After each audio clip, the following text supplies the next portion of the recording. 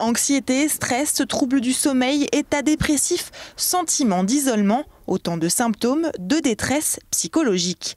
Et des symptômes particulièrement présents en cette période de crise sanitaire. À Strasbourg, une étude a été menée dans le but de mettre en lumière certains effets du confinement. 150 personnes ont participé à l'ensemble du protocole. 4 questionnaires étaient à remplir avant, au milieu, à la fin et 1 mois et demi après le confinement.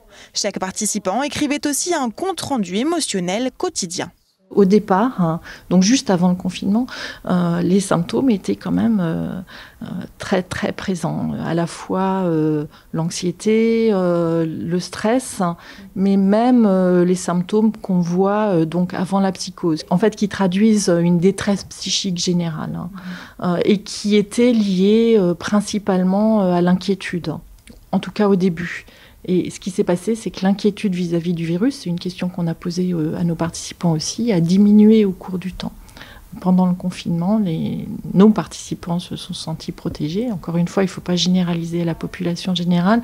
Le confinement ne s'est pas passé de la même manière pour tout le monde. Et un autre prédicteur de la diminution des symptômes, c'était les liens avec la famille. Les capacités de communication en général ont été un facteur protecteur. Et en plus de l'entourage et des professionnels de santé, psychologues ou psychiatres, des associations sont elles aussi à l'écoute, comme par exemple SOS Amitié Strasbourg. La quarantaine de bénévoles ne s'est pas arrêtée pendant le confinement, bien au contraire. Les appels quotidiens de personnes en détresse étaient 4 fois plus nombreux que d'ordinaire.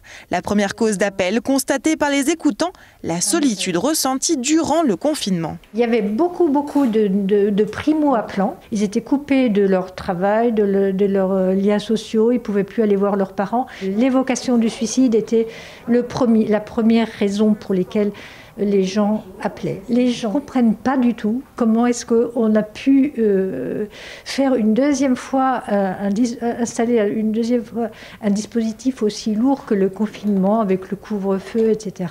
Ils sont extrêmement agressifs, très très très angoissés. C'est vraiment très très compliqué de les apaiser. Quelques jours après ce début de deuxième confinement, le téléphone ne s'arrête pas.